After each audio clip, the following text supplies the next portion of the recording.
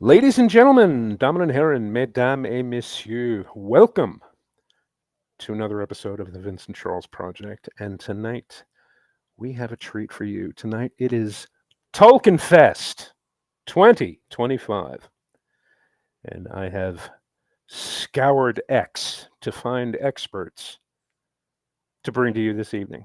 So hopefully we'll talk about some cool things. We'll cut up and we'll have some fun. And who knows, maybe even I will learn something. But anyway, let's get on to it. First and foremost, our illustrious guests, beginning with, you know him, you love him, Mr. Ordnance J. Packard. Ordy, how are you? Long-time listener, first-time caller. Love the show. Why, thank you. No, How I'm you doing doing, great. bud? Good. Today is a beautiful day out here, and of the this time of year in California, we go from winter to summer within the span of 12 hours. So today is one of the summer days. Yesterday it was snowing, and tomorrow will be snowing. So I'm enjoying the day. Things are great. Things are good. Outstanding. Cool. And next on the list, we have someone who is not a normal member of our podcast crew with me or with anybody else. Talking about Mr. Calvin. Calvin, how are you? I'm doing good. Awesome. Thank you so much for joining us. Watching Token all day. That's just kind of Sweet. a regular occurrence for me, though. So, Well, not today- anything special for this day. Well, no, today it sounds like show prep. So yeah, good. Yes, You're on show top of prep. it. That's what I've Love been it. doing. Show prep. Love it. Love it.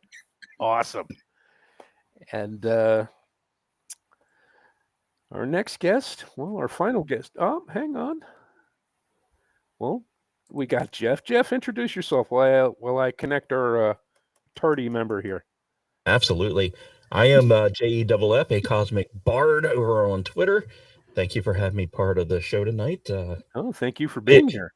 It's actually I'm so happy. It's one of the few shows about Tolkien where I will be probably the second least informed member of the panel.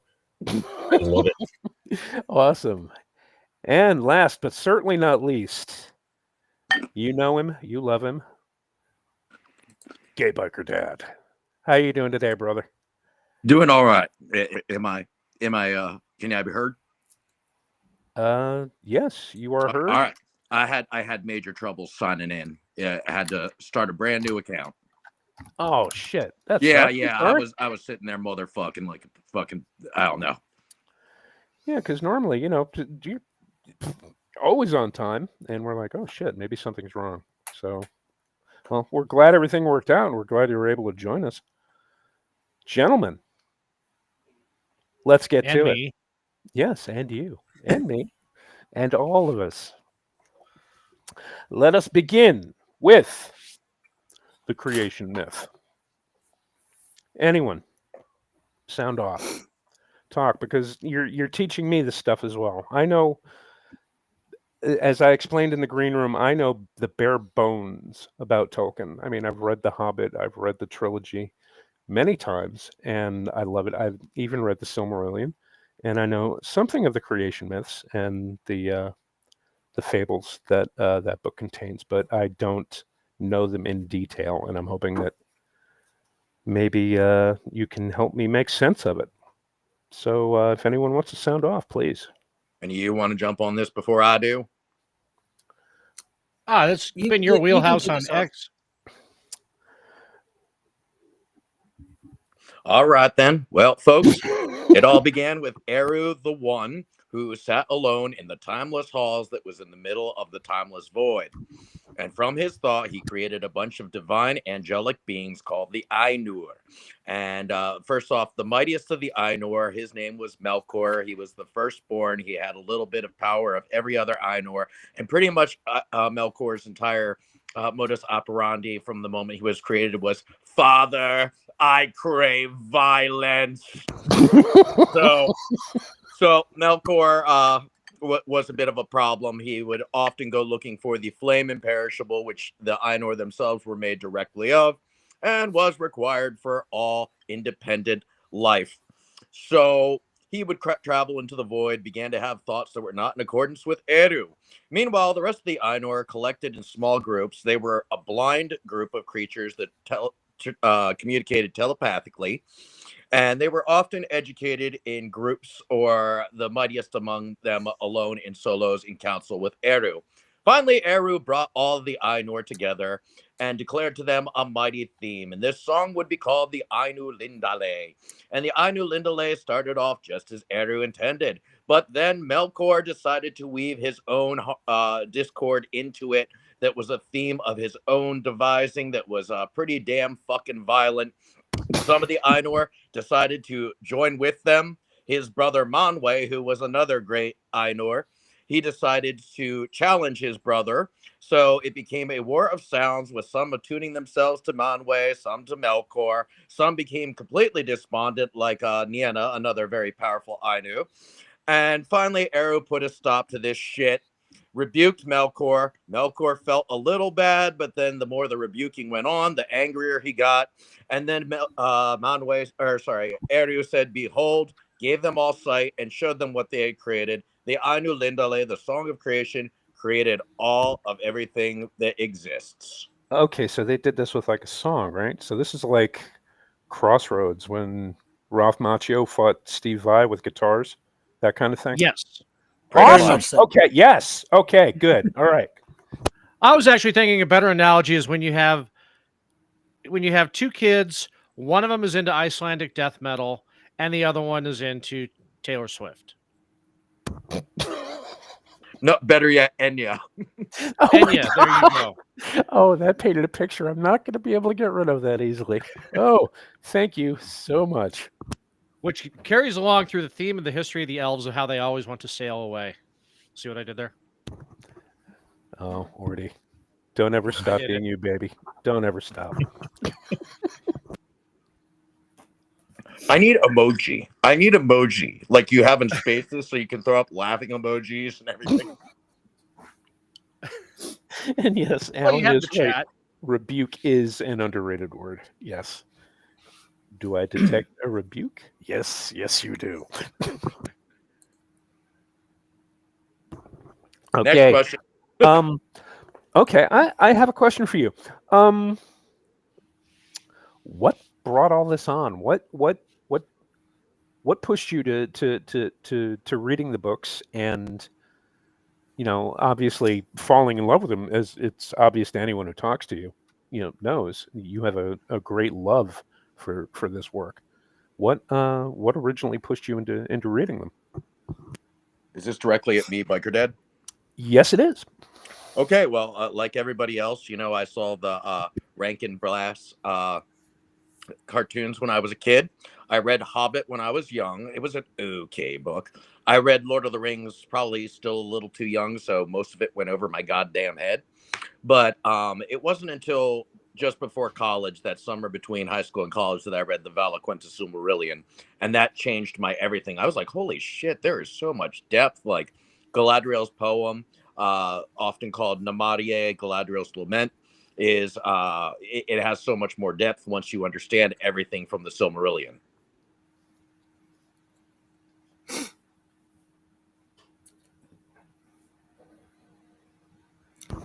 I noticed that after the Silmarillion, there were a lot of other books. I don't know many of the titles right offhand, but I know there was like the Unfinished Tales, and there were a lot of books that J.R.R. Tolkien's son Christopher had written or like edited and stuff, and there were, oh my God, I lost count at how many there were. And one question I had, because I haven't read any of them, are they like complete stories, or are they like outlines that like his father had written and had planned to continue and didn't, or anything like that? It is actually a mixture of all of those things. Okay. Yeah. The answer is yes. Yeah. Yeah, embrace yes. the power of hand on this one. Okay, fair enough. Which is also frustrating because some of the better ones are the ones that are unfinished. So like just when it grabs you by your balls and you're like, this is, and then it just, I need more. I crave more. Just like Melkor craved more violence. Just like, yeah, exactly. Violence! Violence! I'm not going to lie. That is my favorite meme to use on Twitter. It's become mine too. Father, I crave violence. Yes, that's a good one. Yeah, I like the one where the gif where the woman's yelling, but I also like the one with the kitten like screaming out the window saying, "Father, I crave violence." That's No, that's the one I'm talking about. Is the one from Virginia Woolf with the girl clapping, going, "Violence! Violence!" I respond to half of my comments first thing in the morning with that.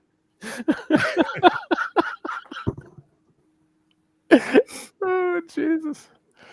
Oh, man.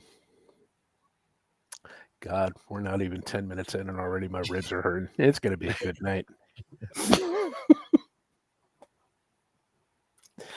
Oh, Ordy, tell me. Yeah, hi, present.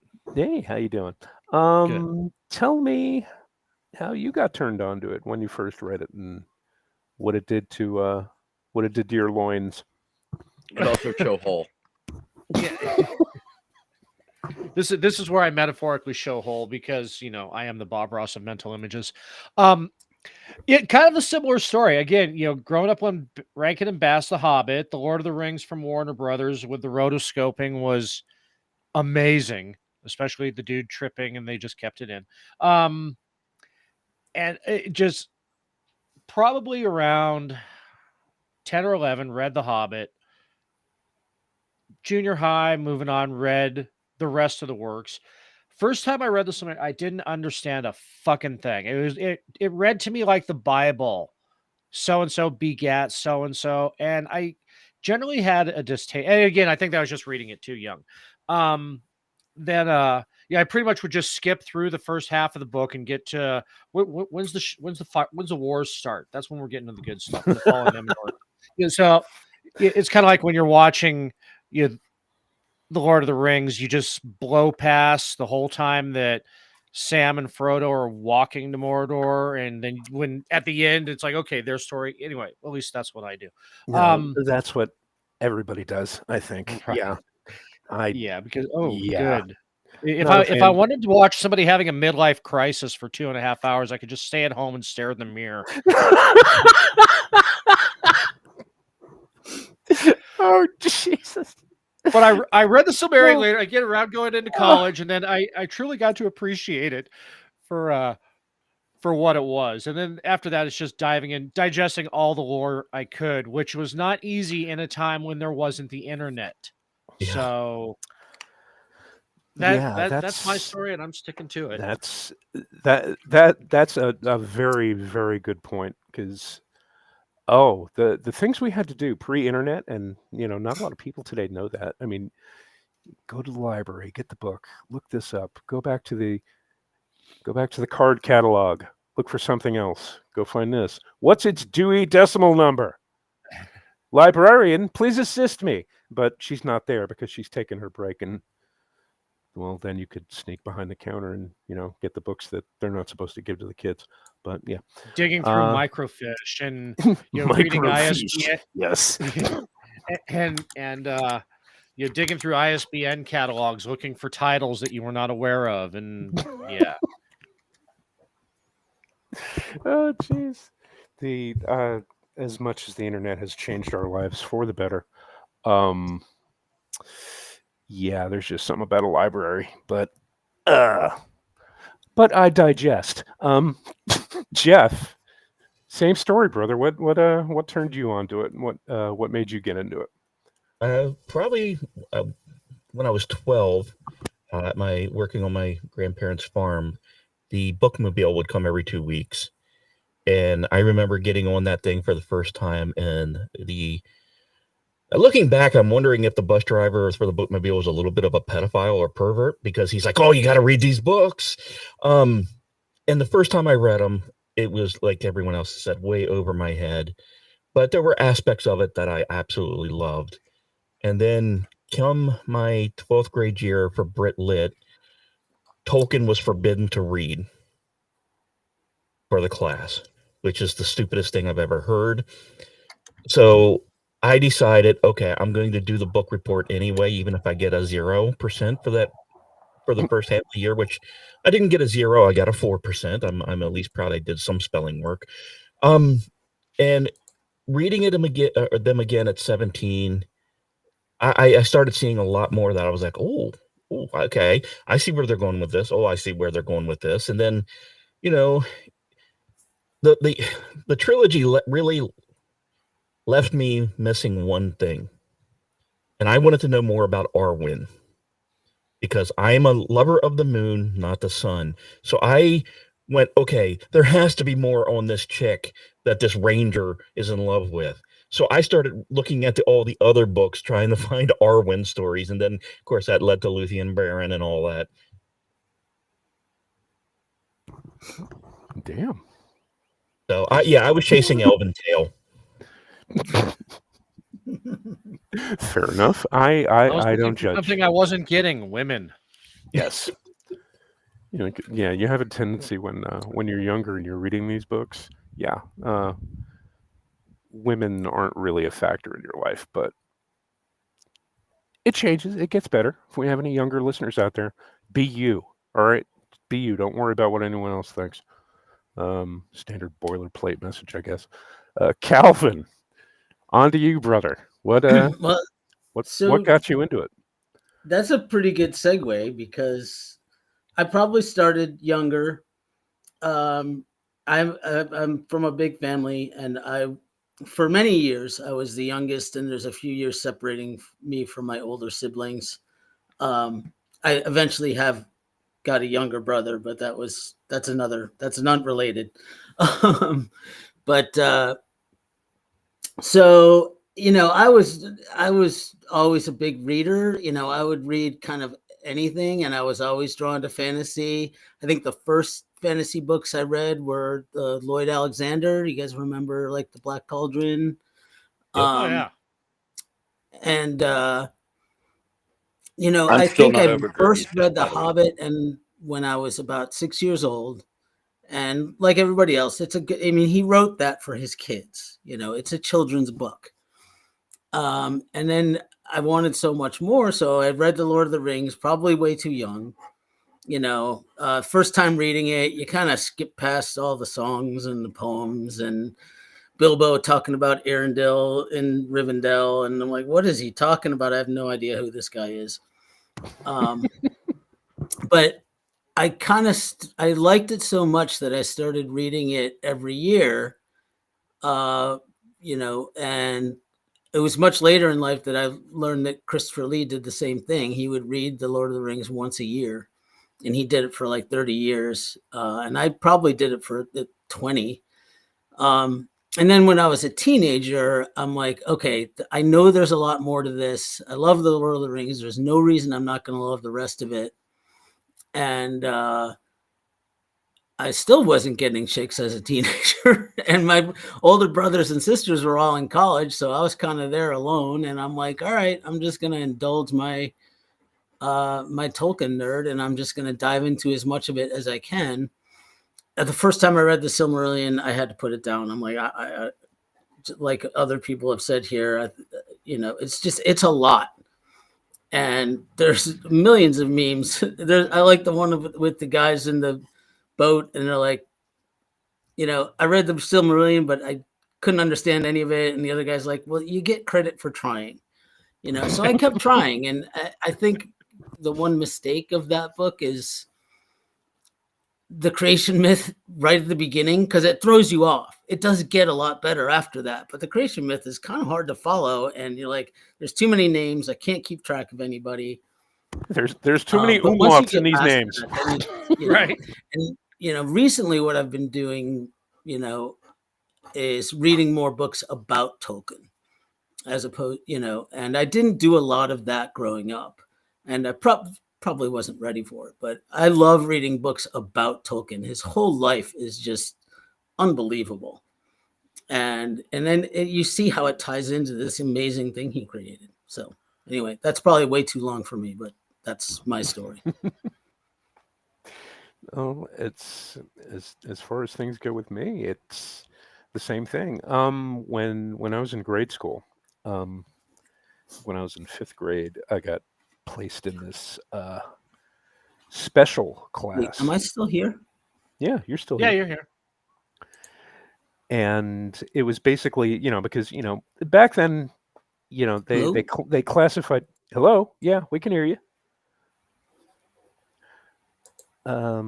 They classified you as hyperactive. There was no such thing as ADHD or autism or anything like that.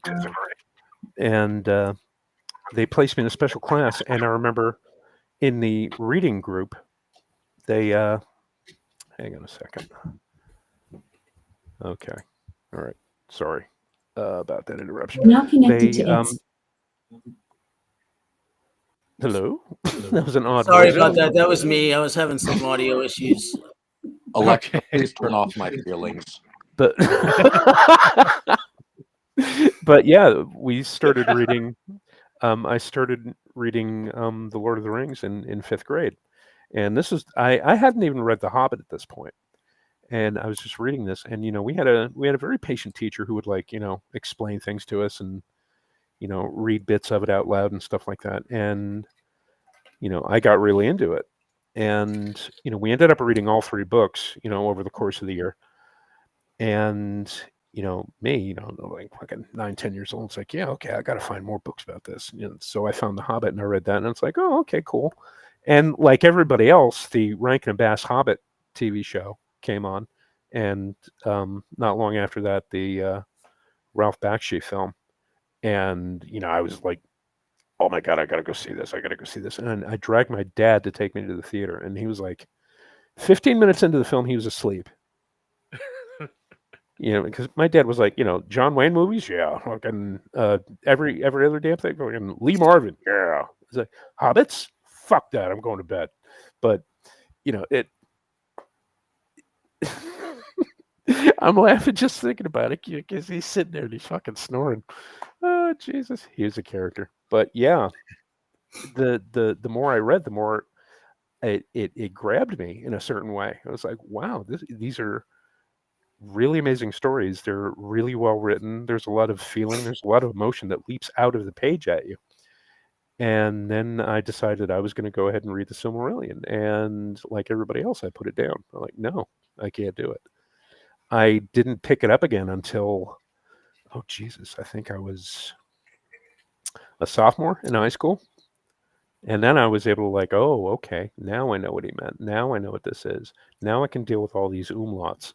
So, yeah, it's basically the same thing, except I never went any further than that when I was younger. And, I kind of regret not reading the rest of the books. But, I can always, take up reading them now, which I'll probably end up doing after this. But anyway, I'm gonna go ahead and touch on a subject that some people find divisive.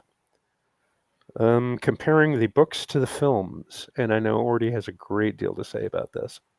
Violence! Violence! Violence!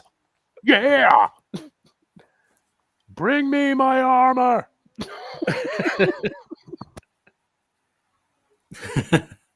Knights, squires. Oh wait, that's a different movie. Yeah. Oh God! +10 for the reference. I love it. Excalibur is one of the greatest movies ever made, and if you haven't seen it, go see it. But that's for another show. In this or any timeline. No, let's get this straight. The best telling about the Knights of the Round Table is we're Knights of the Round Table. We dance whenever we're able. She had huge tracts Of course, land. that's a good idea. I'm not ready to go yet. Oh, naughty, naughty, bad, wicked zoot. Oh, she has set in the light the grail-shaped beacon. I want to face peril. I got better. A moose bit my sister. Oh, nope, far too much peril. It's too bad those Help, guys I'm are. being oppressed. That would have been a great movie.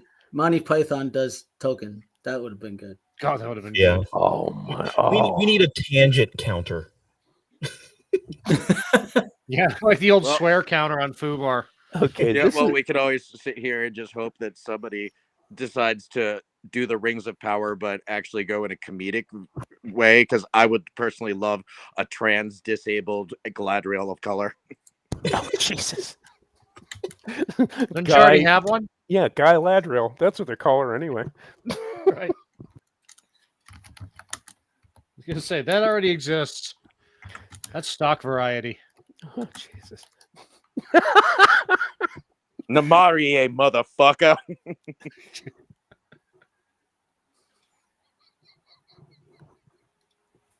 Oh, the Reds. Oh, y'all carry on. I got to mute. Oh. So who wants to go first on the difference between the movies and the books and our opinions on them? You know what? I'll go next to last. I don't want to steal Vincent's answer. No. I don't have an answer. I mean, I brought you guys on here because I believe that you are subject matter experts, or at least as close as I can possibly find. And I would really honestly like to hear your opinions. So please, by all means, sound off. Can I start with the kind take before we get into the ripping into shreds? Yes, please do. Yeah, before we get into, and there are myriad things you can pick apart in the movies, the 3 movies, but I have to say, I mean, I watched the animated ones when I was younger. When I heard, that these were being made, and I mean, I had no idea who Peter Jackson was. So I'm like, but I heard there were going to be 3 movies, and I said, okay. And I was first in. I was like Star Wars for those movies. I was waiting in line to go see them back when we used to wait in line and go to movie theaters. I saw probably each of them in the theater 3 times each. When the director's cuts came out, I bought them immediately with all the little gifts you get. I still have my Argonaut bookends. And I just thought they were brilliant. I mean, they were just for every other adaptation I had seen. I think Peter Jackson really tried his best to be as faithful as he could to the text, and I thought they were brilliantly executed by an amazing cast. Yeah, there are constraints when you're translating. When you're making a film of a novel. I mean, there have to be, and like you, I'm trying to be kind. There have to be sacrifices. Some things have to be cut, simply because if you don't cut them, the movie's going to be 6 hours long. Or if you have a scene that doesn't work, and yes, the audience who read the book will get it and they will appreciate it, but you have to remember you're making a movie to make money, and the majority of the audience isn't going to understand that part. So you have to get rid of it. Yeah. And I mean, don't get me wrong. I'm sure I will agree with a lot of the criticisms, and Ordy and I have talked about it before, and I agree with a lot of the criticisms, and I have the same ones myself. But just kind of taken as a whole, like, wow, this was just I mean, just the whole fact that they all went to live in New Zealand for the entire time, and they were, they formed their own fellowship, all the, the main cast, and it was just very cool. And I just think the execution on the screen, for the most part, was really good. And now we can dive into everything that Peter Jackson got wrong. And there's a lot that he got wrong. Yeah, I want to agree with the casting. So many of the casting decisions were just so damn right. And the movie, the 3 of them, because I will not talk about the Hobbit movies. The trilogy, yes, are excellent movies. Yeah. Not going to say they're Tolkien adaptations. They're Tolkien inspired. And Tolkien-esque. Yeah. I'm still waiting to see what happens to the Shire in the movies, because that's one of the freaking most important parts of the fucking book. Yes. That's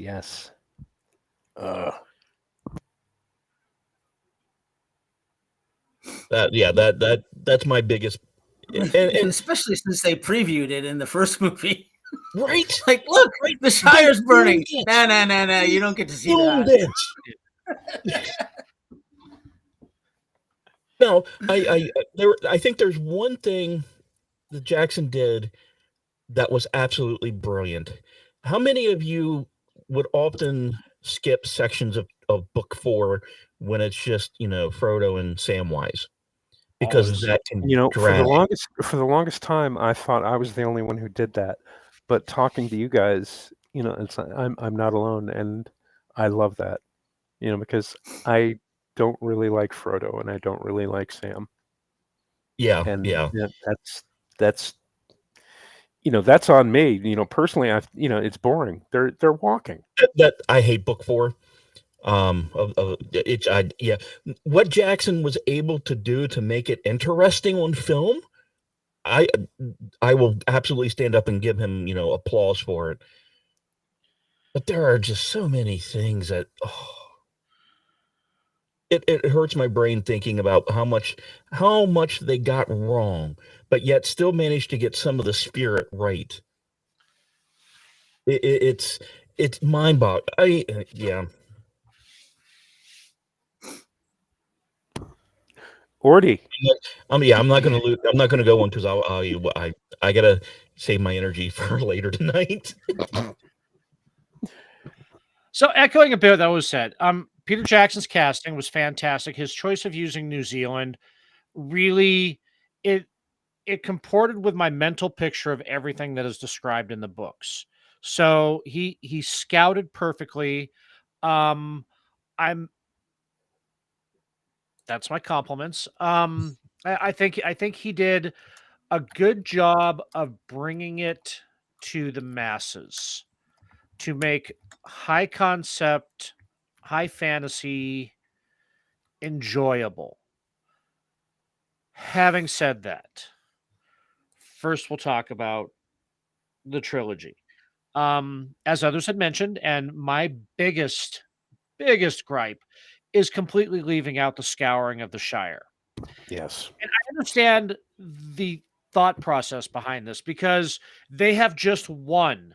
It's not the American audience cannot digest a big victory, a huge letdown, and a small victory. But for the characters, it's actually the biggest victory because the message in it is you can't come home, and if you do, you're not going to like it. Mhm. Especially in places ravaged by war. We can get into the with the fact that they skipped that, so that way they could have a 30-minute cry fest at the Grey Havens. Makes me want to punch kittens. We would have also accepted punching nuns. Yes, punching. Yes, the part in book 4 when Sam and Frodo go off and do their thing. Peter Jackson did an okay job with it in the respect that a lot of the stuff that was taken from Gandalf telling Frodo about Gollum was done with Frodo learning about Gollum. It's absolutely scenes you have to see once, and then you never have to watch it again, because I've never actually gone up to go have a cigarette in a movie. The Twin Towers I did, because I knew it was going to go on forever. Like in Groundhog Day, it's going to be cold and gray and last the rest of your life. I'm sorry to interrupt. That's You just said the Twin Towers. I'm like, ooh. yeah.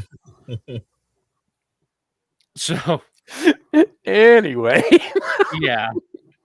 So, Now talking about The Hobbit. The Hobbit took 310 pages and stretched it out into 6 hours and still left Tom Bombadil out. Probably one of the most important characters in the fucking Hobbit. His mystery helps you understand a lot. They kind of just shoehorned Bjorn down into, hey, we're just passing through. Here's this guy. Oh, hey, he's kind of a werebear. But anyway. And my biggest gripe is in the interactions between Bilbo and Smaug. The way Tolkien wrote it was to show how clever of a person Bilbo actually is. Mm-hmm. And the dialogue with Smaug between Bilbo's cleverness and Smaug's arrogance was really, it was a metaphor for a great many things, and you can apply it to any number of things in your life too. This was completely left out. So, you know what? I'm just going to stop there. I'm sorry. You reminded me of something that I gotta get off my chest. Please do. Please do. How do you leave Fatty Lumpkin out? Right. Fatty Lumpkin is actually the hero of the Shire. Right. Sam's falling in love with the scene in the Shire at the end with Rosie and the whole family. And okay, Liv Tyler was the single best casting for Arwen I could imagine, except for maybe a former prime minister of Finland. She did not belong in the movie. Oh, jeez. Yeah. You can't cast Liv Tyler and then give her the role that Arwen had in the books. You just can't. No. Unfortunately. No, because again, getting into Lord of the Rings, getting through the whole trilogy and that too, they took what was basically an appendix of Return of the King and turned it into the central theme of the movie in order to keep chicks entertained for 6 hours. So Biker Dad, I know you haven't gone yet, but were any of you tempted to walk out the first time you watched it when you saw Saruman's death? Yeah. Not walk out, but it was very disappointing. I was more disappointed than anything. Okay. So this is gonna make the third movie suck. Mm-hmm. Okay. Yeah. Because the moment you see that, immediately where it's going, mm-hmm. and that the part that they're supposed to do, they can't. So yeah. They killed Sharky too soon.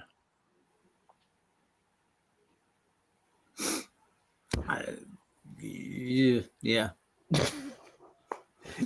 I mean, it's an unforgivable sin, but I still love the movies. I can't help myself. Yeah, it's like family. They're assholes, they're idiots, but by God, they're my family. I love them. Biker He may be a Dad, cocksucker, but he's my cocksucker. Yes. Yes. Good and bad. Tell us. Okay, well, first off, since he had to bring the twin towers into this, I'm just going to say that eagle digestive fluids are not strong enough to melt mithril. And I'm also going to sit here and say that the movies were actually better than the books. Violent! I'm just saying that to get ordy. Actually, I don't have too many gripes with the movies. I completely understand. There was stuff that was left out I wish was not left out. I thought it was unnecessary to try and make Arwen into a girl boss. The Scouring of the Shire always upsets me. Sauron just being a disembodied eye always kind of a little upsets me, but there's nothing about the movies that I absolutely hate. In fact, I'll give praise. I loved how ethereal the elves were made, how much they put into their costuming and their architecture to make it look just otherworldly. And my favorite part actually is the soundtrack and the fact that they used the Quenya and Sindarin languages for so much of the music of the movie. So I've got a lot of praise. Some of the major changes like elves at Helm's Deep, they don't bother me actually. I mean, it was unnecessary. It didn't exist in the book, but it was still kind of cool and didn't pull away from the plot enough. Okay, that's yeah. It's all, good way to bookend it. Praise, criticism, praise. That's what you do in every office, right? A compliment sandwich, as it's known in the. Thank you, Ordy. I couldn't remember the phrase. Oh. Yeah, all I know is I like everybody else. It's a love-hate relationship with the films. because if you're familiar with the material, then you know what was sacrificed. But simply looking at the cinematography, the soundtrack, the performers, everything. The special effects. Yeah, the special effects. It it's a groundbreaking series of films. Because 25 years ago nobody expected to see anything like that, and then half an hour into the film you're transfixed. You're just staring at the screen, go, oh my, this is amazing. This is absolutely amazing. And then you see it again and you're like, wait a minute. And then you see it again and you're like, god damn it. And you see it again and you're like, motherfucker, what were they yeah, the first time you see it you fall in love with it. The second time you see faults, but you keep it to yourself. The third time, you're not keeping it to yourself anymore. You're letting somebody know about it, and that's The worst part is if you're flipping the channels and it's on, guess where you're stopping? exactly. Oh, yeah. Yeah. And, just to share some violence with Gay Biker Dad, the way that he brings it upon us on his X feed. We are further away from the Lord of the Rings now than the Lord of the Rings was from the Rankin and Bass Hobbit cartoon. Oh, god damn you, sir. You suck, dude. Fuck you and everything you have ever fucking stood for. So we have about 5 hosting spots open on KLRN now. Oh, jeez. Oh man, I didn't need to know that, Ordy. I really didn't need to know that. I just, what? I just spit facts. That's what I do. Just for that, I'm gonna write an entire porno version of Lord of the Cock Rings, and it's gonna be like a multi-thread long thing, and I'm gonna fucking tag you in them, and it will not stop until you have read every single word, including the part about how the Balrog is a furry in the bathhouse of Khazad-dûm. Again? Beto O'Rourke is a Balrog. Oh no! And he's not going to name him Sauron. He's going to name him Showhole. It began with the forging of the great cock rings. 3 were given to the tops. Will the Balrog have wings or not? It shaves its pubes to look like wings. There aren't actually wings. Yes, bat wings.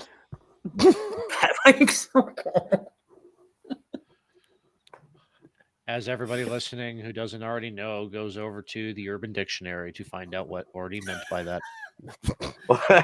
Actually, there is a gripe I have with the movie. One of my bigger ones is how the Balrog was depicted as a dumbass creature, like a fire demon, growl, growl, growl, when in truth it is one of the divine beings that created the world that attuned itself to Melkor. And if you read the books, it actually is able to undo Gandalf's spell. And the only reason the Fellowship gets ahead of the Balrog is because Gandalf's spell and the Balrog's counter spell actually break the mountain and it collapses. Because it was like a creature that fundamentally understood the principles of all of creation. And, but here we just get a dumbass fire demon. Yeah, it belittled the power between the two of them. Correct. Well, I mean, they nerfed Gandalf through the movies, and I understand why, because you can't just have a fucking Mary Sue through the whole thing. But they nerfed the wizards pretty hard. They nerfed him very hard. Oh yeah, and in my porno version, to get back at Ordy, it will be Gandalf the gay, and he'll come back as Gandalf the tight.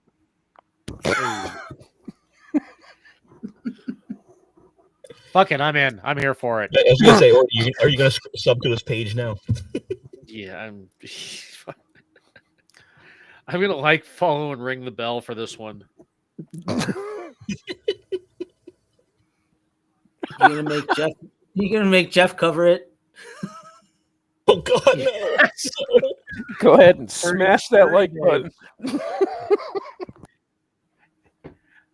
I'm going to hell, and I'm taking you all with me.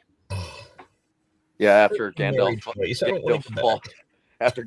falls into darkness, I think that's when Legolas is going to do Silmarillion the musical in the nude with all the high kicks. Oh, Jesus. Well, that'll Yeah, win you an did bring Oscar. up an You important have to, point. you have with, to have every elf of the woodland realm getting a kick line, like the Rockettes. We got to now pick up the Lothlorien theme, for something more catchy for every kick. Manamentosa hidan henmon. Oh my god. Oh. Okay, I'm looking Yeah, to see you how did many bring up a- viewers. I'm looking to see how many viewers we lost with that one, but actually we gained about 15 just now. So excellent. yeah, keep the shit coming, guys. Wait until we get into the Lay of Luthien. Oh You know, my. TBD, you did bring up a good point too, talking about the Balrog, and that's something that they didn't touch upon in the movies at all, and they hinted at in the books until you got into the summer. That Gandalf, the wizards, the Balrogs, Sauron, Saruman, they were all divine beings. They were all from the beginning.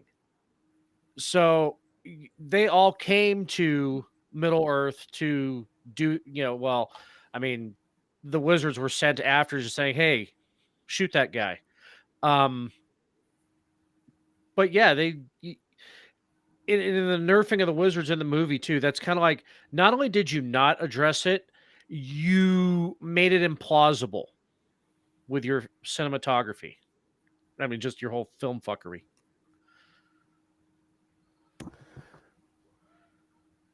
Yeah. Yeah. I have spoken.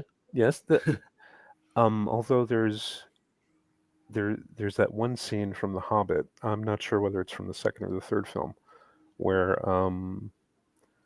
Galadriel finds Gandalf and he's all fucked up, and then Saruman and Elrond show up and they fight the Nazgul. And I know it wasn't Christopher Lee. I know he was dying at the time, but that mocap shit with him doing the staff fighting, and if there is any part of that film trilogy, the Hobbit trilogy, that's worth watching, it's that 7-minute fight scene. The Guardians of the Three. Yeah, it's amazing. Yeah. It is. But yeah, other than that, You have no power here, servant of Morgoth. it's like Christopher Lee just comes up. He's like, "Do you require assistance, my lady?" And then just starts beating the shit out of people with a stick. I'm like, God damn! Oh, that's gonna make it into the gay porn version too, isn't Right. it? Oh, absolutely. Stick fighting, yeah. And that's when I'm gonna swap Galadriel out to be a trans woman of color in a wheelchair. Already done in Rings of Power. Yeah. Well, we can do it again because apparently it works. It works so much, they're not making it's any money canon off that now. show. Yeah. Oh, after what they've done to Tolkien, I'm emotionally erect to find out what Amazon does to the Bond franchise. Yeah, that's God damn it. yeah. But that's for another show. Yeah, Cincy Browncoat did a poll on that today. Yeah. Who's gonna fuck up an IP worse? What were the choices? I didn't see that.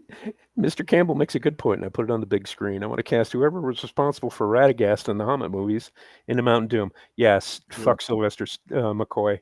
That he's 10 Let's pounds of shit in a 5-pound bag. Bird shit in his hair, because that's funny. And he was the worst doctor as well. So fuck him. Anyway, Also true. Yeah, no, the choices were Amazon with Bond, Netflix with, or Disney with Buffy, Disney with X-Files. I think those were the three choices. No. I don't like any of these. Yes. No. Yeah. Those None are of all them are blowing miserable my skirt up. choices. No. I mean, we cannot possibly ever top the old Buffy. I mean, once more with feelings. Yes. Absolutely. That was the height of television. Which set the tone for every long-running show to have a musical episode. Yeah, I mean, Or if you're in the case of Strange New Worlds, the first year, because fuck it, why not? How do you resist the call of every single night it's the same arrangement? I go out and fight a fight. Still, I always find the strangest estrangement. Nothing here is real, nothing here is right. I've been making shows of trading blows, just hoping no one knows that I've been going through the motions, walking through the park. Nothing seems to penetrate my heart. Oh my goodness. See, that's why I like having him on. He's multi-talented. Right. He's a Yeah. triple threat. He can Good looking.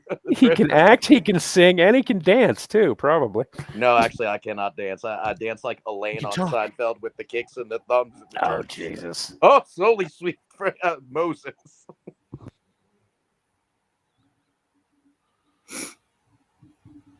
And yeah, we've got support from the studio audience. Bravo. So you can go ahead Yeah. and take your bow, even though On we the can't big see. board. Thank Well, you. did you MD. know actually that Lord of the Rings was a musical? It should So is qualify Planet with of all the the Apes. songs. No, there was actually a musical of Lord of the Rings. I'm not kidding you, folks. And it was all like I acrobatic shit. They had so many don't doubt it. malfunctions they had to give up, but it was like Spider-Man Turn Off the Dark. I was just going to say, is it like the Spider-Man Broadway show? Yeah, yeah. Yeah, pretty much. But yep, they had a whole musical number. Oh my god. But it will.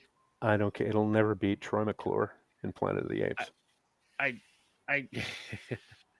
you know, right now I have a picture of Cirque du Soleil doing the Battle of the Five Armies. Well, I'm just also going to add, I hate every chimpanzee. Yep. Right. Whoa, hang on. This is going on the big board. I did not know of this. Is this a thing? Evil Dead the musical? Oh yeah, it was like Gallagher. The first like 5 rows needed to have like plastic sheets, or you were going to get coated in gore. Oh my god. What? Yeah. Why don't you people tell me these things? I'm 'Cause not you're- getting my you're- memos. You're obviously bastards, all of you. Okay. That tracks. That comports with my head canon.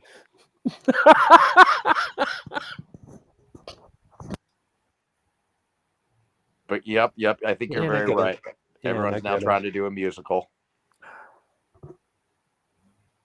And the thing is, though, he said Strange New Worlds did it in the first season, and I watched the first 2 episodes, and I was like feeling kind of meh about it. And then I saw next time on Star Trek: Brave New Worlds. No, absolutely not. And I haven't watched it since.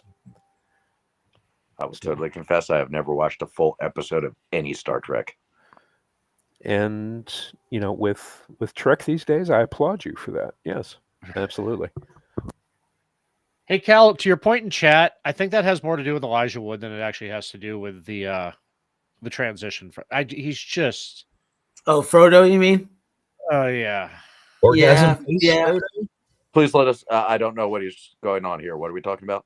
Oh, he said he loved book Frodo, but movie Frodo was really annoying. Well, yeah. Yeah. I mean, I don't think it's bad casting. I think he was a good choice. I think maybe bad directing or bad acting, but No, I think it's I bad don't acting. need Frodo was could have never that brought- whiny.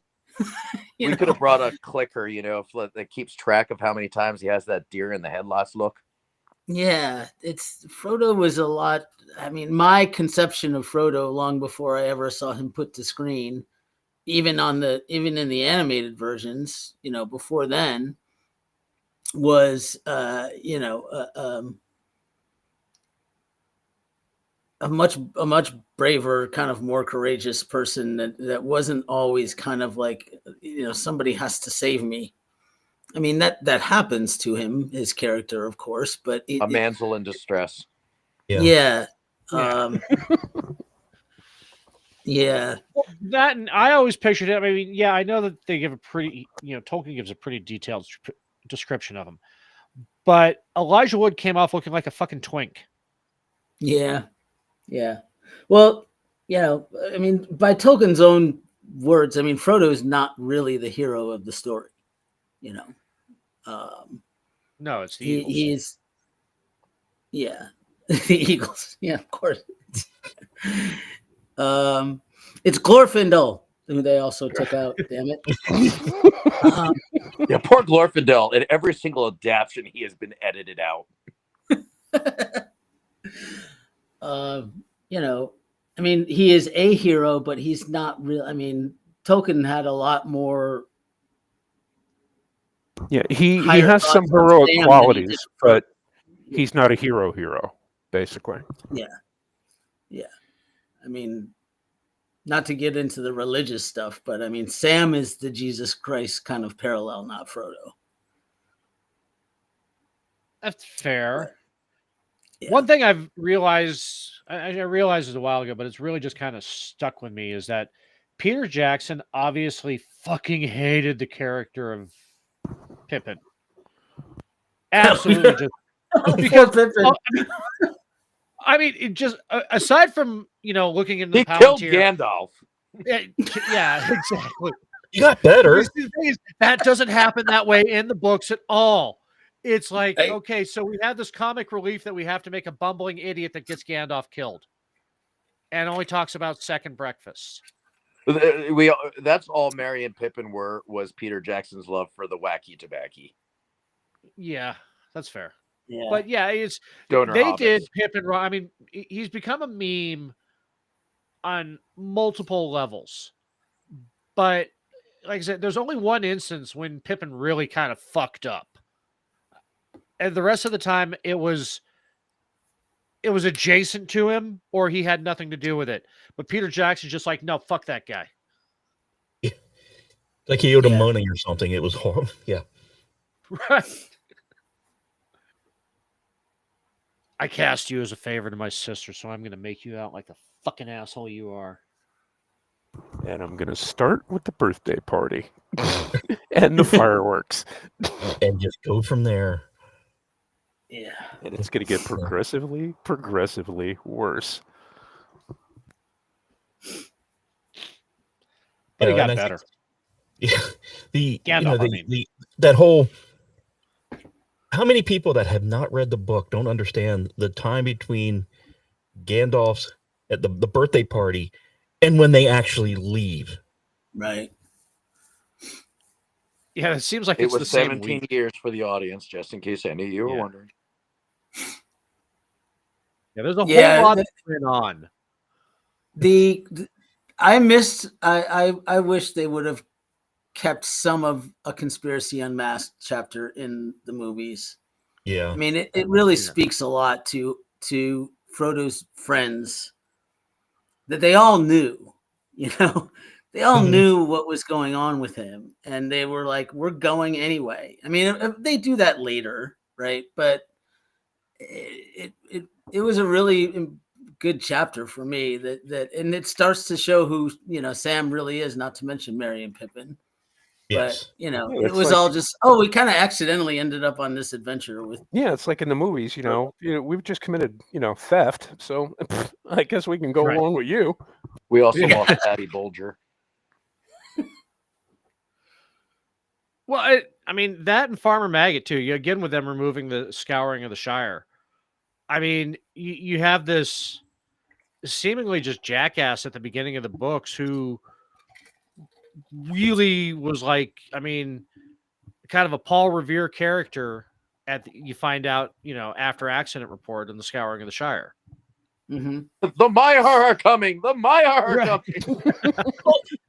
And everyone loves that little bit in that movie where the Bilbo's family comes knocking on the door because they want his house, and they totally miss the redemption arc of the lady. Oh yeah, with the Sackville Baggins. Yes. Lobelia. Yeah. Yes. And Pimple. Some people call him Lotho, but Sam calls him Pimple. Yeah. Yeah, I think again. I mean, I keep getting back. That was the greatest injustice of the movies because it's so many of the characters that you are introduced to and supposed to form an opinion of in the first 45 minutes of the movie never mentioned again. But they spent a lot of time focusing on them. There's a reason why Tolkien did that in the books that either Peter Jackson didn't get or he really just wanted to have that 30 minutes of crying at the Grey Havens. He wanted the 30 minutes. Because baffles my fucking mind. That's girl content. And women have deep purses when it comes, used to before the dark times came. But movie theaters, get women in the seats. You've made your money. before the dark times, before the Chinese AIDS. Gonna suffer herbal AIDS. Ooh. The charge of the Rohirrim is on right now. No. Hang on, I have to be quiet for a few minutes. Okay. You got a towel? Oh, dude, it's every time I see that, it's just like, yeah, you get that shiver when they start Yeah. breaking into a trot, and then the horses start picking up speed, and then they go into their full chat when they hit the lines. Oh man, dude, Yeah.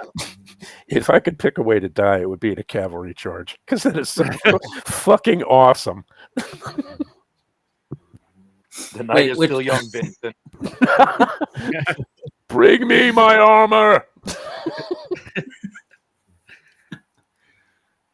I almost And had in to do this the day and Night age, it Squire is theme. totally Eowyn's whole big reveal is totally believable. It could be like, fool, no man could kill me, and it would be the macho ma'am. It is ma'am. I want to talk to your All right, shut it down. We're done. It's like, oh yeah, I am no man. motherfucker. I want corporate's number now. Right as she stabs the Witch King in the face. Oh, that's still going to be in season 3, isn't it? I just know Oh it. God, no. Throws her stew at him. Well, she wanted to kill him, not torture him, Morty. No. Were there war crimes then? I think not. Just call her Canada. The whole invasion of Osgiliath. Yeah, The whole- MD makes. I agree with makes MD a good point in the chat. 100% on that comment. He said The invasion of Osgiliath in the movies. Yeah. He was. I mean, Yeah. Bernard Hill was an amazing actor, and if you want to see some of his really good early work, all you have to do is watch I, Claudius. He played one of the Praetorian Guard after they assassinated Caligula, right before they proclaimed Claudius as emperor. And he just sits there, and it's just him and Derek Jacobi, and they're just having a back and forth, and it's like absolutely fucking amazing. And it's like two actors who actually know what the hell they're doing, and it's just a thrill to watch. It is. Well, I have it on disc anyway, but it's on BritBox for those of you who don't, and it's worth a watch. Yeah. Watching that scene with Bernard Hill where he talks about no father should bury his son. That is one of the single best acting moments I've ever seen on film, ever. Yeah, that hits hard. As It does. he never lost a child, so for him to encapsulate that moment so perfectly, and I say that as someone who has, he captured every aspect of that beautifully.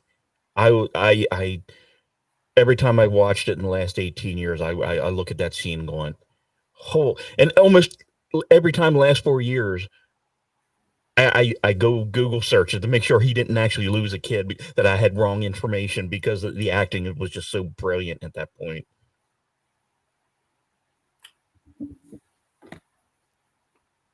It is. He's an incredibly underrated actor. Hello. Hello? Oop, something happened. What? Twat? What? Twat? You can't hear me? I also want to respond real quick to MD Campbell in the audience. He says, it's never a war crime if it's the first time. I'm also going to say it's not a war crime if it makes you hard. Oh, God damn. If you You remember, mean like chopping off the head of the mouth of Sauron, who's an ambassador? Okay, now you're just making me think of the Trallalong video with him. Ooh, you touch my Trallalong. Ooh, my ding ding dong.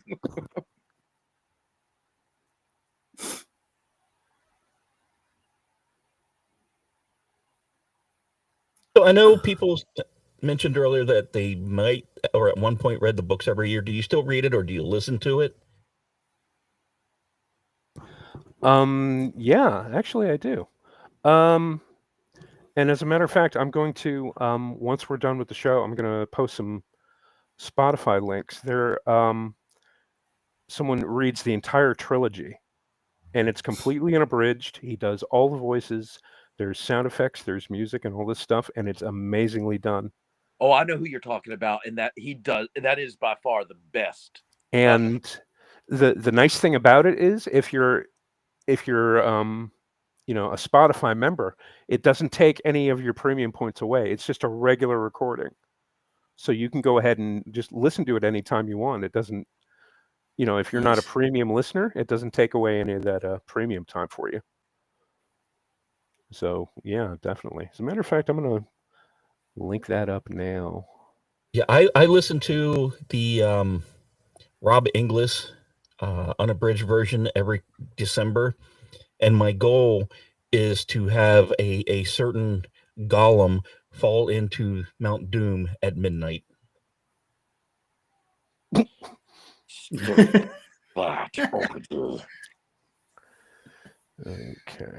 let me get the share link. And I'm going to go ahead and I will post it on my page real quick. So, god damn it. Hate the fucking mobile app. Ordy, precious. Ordy, are you there, precious? Ordy, show hold. Ordy? Hold to us, precious, yes. Ordy? Where's Ordy? He lost audio. He's trying to fix it. Okay, there we go. Ordy? Ordy? Ordy. Ordy. Well, he's on. If he can get his thingy fixed on his end. Thingy. He can get his interwebs fixed. Okay. Sorry we're having so many technical difficulties, but hey, shit happens. Plus, he lives out in the middle of nowhere and his internet sucks, so yeah. Well, he's so when he comes, what do you expect? Yeah, when he comes back, we can mock him. So, so now that we've got everybody's general feelings about, how they feel about, the books and the films,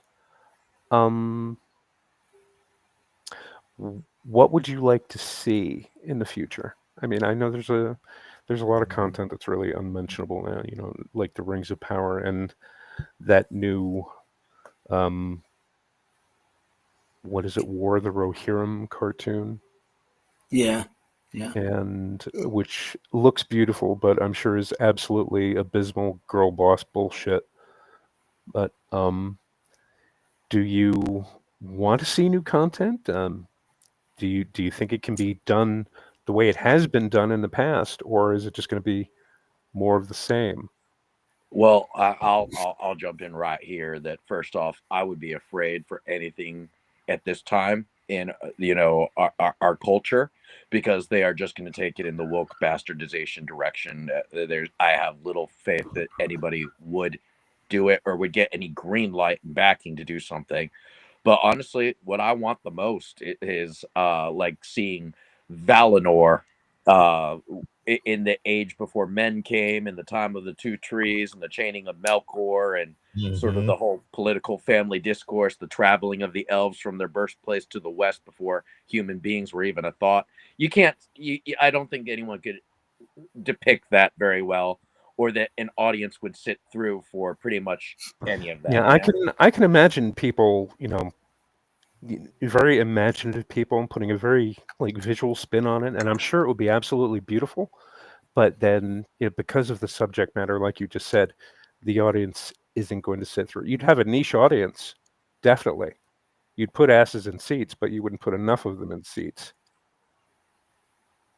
But I mean, some of the shit would be absolutely stunningly visual, like to watch Yavanna and Nienna and start singing their song that wove the two trees into existence, and how that could be depicted, getting Lori and Nienna and Varda involved. Melkor craving violence. Absolutely. Artie's back. Order, show Gollum hole. Show us your passion. Yeah. You know, I- if they did do that, We hate it. We hate it forever. if they did that, and they, I think the only thing that would work for Melkor is if they were to AI Sean Connery's voice for it, especially Yeah. with the singing. Yeah, because he did turn down Gandalf. Yeah, So yeah, that would kind of be a posthumously. posthumous redemption arc. Yeah. Andrew just made me absolutely solid. Read that comment. Yeah. I saw that.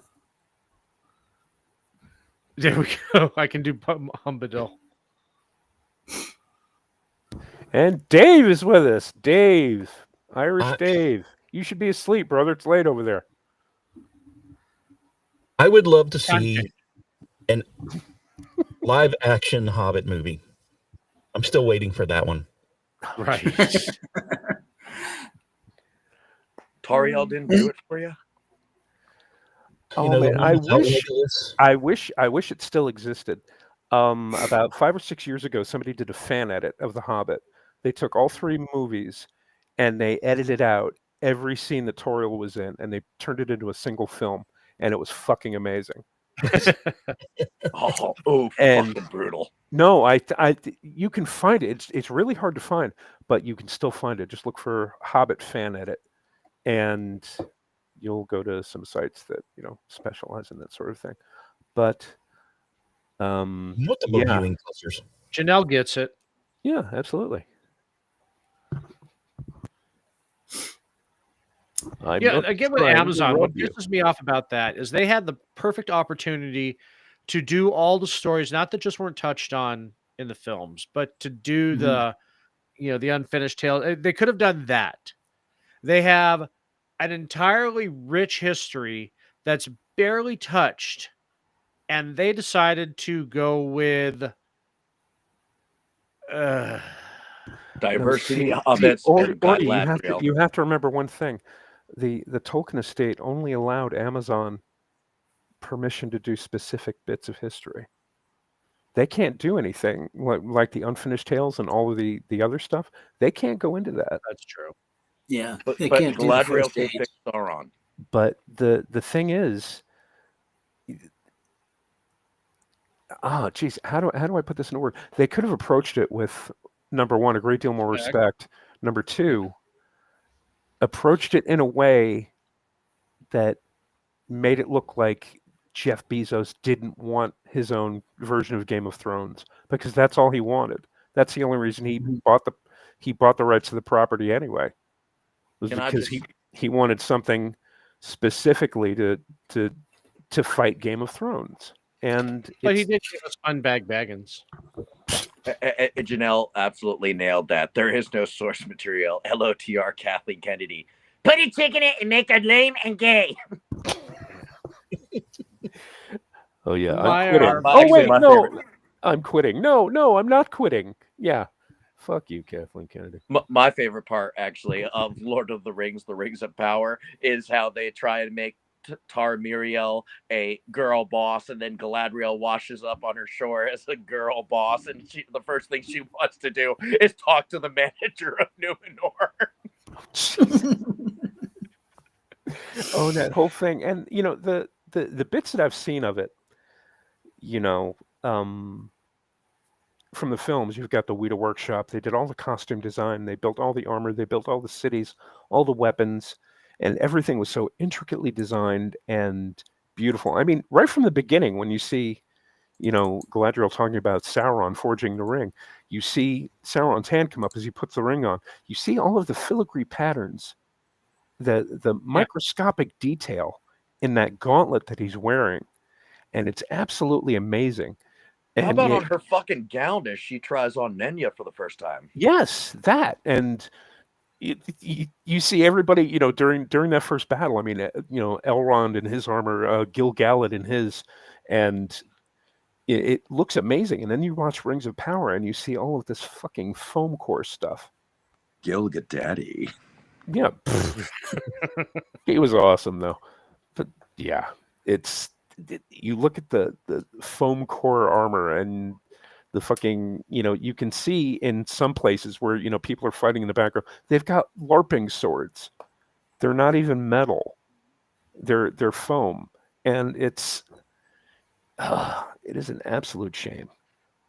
You just expect some guy to come walking across the screen going, magic missile, magic missile. Yeah, magic and throwing tennis balls. Yeah, exactly. Yeah. What was that thing about, like, the LARPing kids who came across an actual murder? And then I knew it wasn't going to work. And then the police said we contaminated the scene with glitter, because that spell takes a lot of glitter.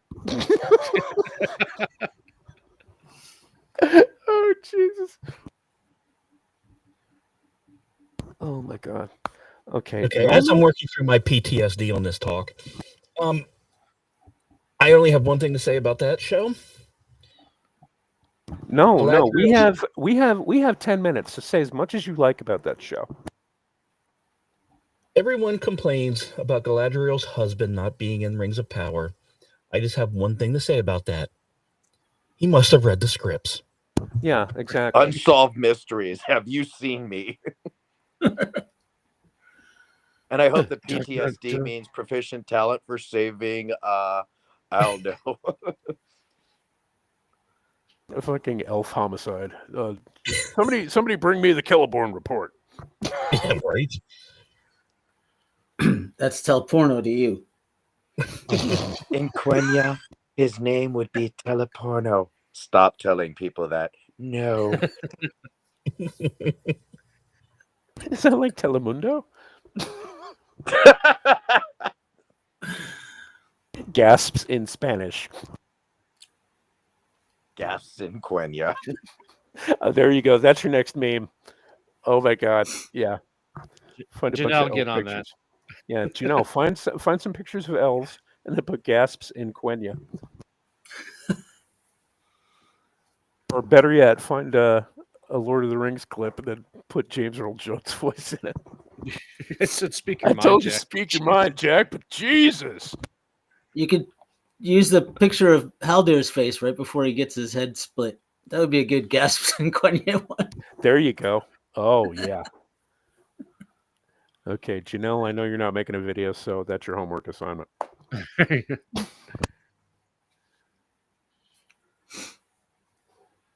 But, Now I'm actually hearing the prologue in my head with James Earl Jones's voice. It began with the forging of the great rings. 3 were given to the elves, wisest and fairest of all beings. Now that is power. I said, speak your mind, Elrond, but Jesus. Tell me, Melkor, what is greatest in life? Cal got my reference. Okay. Oh, excellent. I've been looking forward to that. Thanks, Janelle. Yes, gotta watch that. Hang on one second.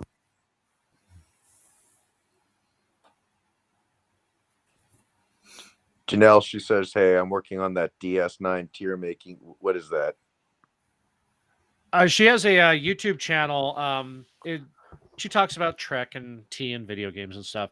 But her tier maker is ranking all the episodes by season, and then and then the next season putting them in. So it ultimately works out into tiering all the episodes where they rank from S to F tier. Space. Yeah, it's like Yeah, from S tier, which is awesome, all the way down to F tier, which is most Wesley Crusher episodes. Yeah. There you go. That's going on the big screen. Fool of a took. Nice. Oh, gentlemen, I have had an amazing time, but we're going to have to go ahead and call it a night because of time constraints. So I know. Now it's time to say goodbye to all the Teleri enslaying for them boats at Alqualande. Oh, Jesus. He's put a lot of thought into that. Yes. no, I that did. literally just came off the fly. Oh, goddamn. Motherfucker, if you ain't doing a musical by the end of the year, I'm going to fly out there and beat your ass because you need to do that shit. But anyway, Joke's on before you. He's into that shit. yeah, more fool me. Okay. Yeah, she did plan it. So I'm going to go around the room and ask everybody where you can be found, what you're doing, any projects in the immediate future, and let the good people out there know. So, Gay Dad, let's start with you. Where can we find you? Yes, I am at another HomoCon on X, formerly known as Twitter. My handle is my at is another HomoCon. My handle is Ultra Grizzly Biker Dad. But I am mainly politics and shit posting. But if there is anything I do in the nerddom realm, it is talk about Tolkien. And you talk about it well. And thank you so much for being on the show tonight. It was Daily. awesome. Thank That you, daily gentlemen, for thread is having me. just amazing. And Ordy, where can we find you, sir? Let's see. This week you can find me Tuesday on Manorama with you, with Jeff, with Rick. I see Steven, and I see a random Canadian. And let's see. Wednesday I got Toxic Masculinity with Rick, Aggie, Andrew, and G. After that I've got Rick and Ordy. Thursday, I'm off. Saturday is Juxtaposition with Rick and I as we take our dive into the strange and unusual conspiratainment, as it were. You can find me, surprisingly, still as Ordnance Packard on Twitter, and that's about it. Sweet.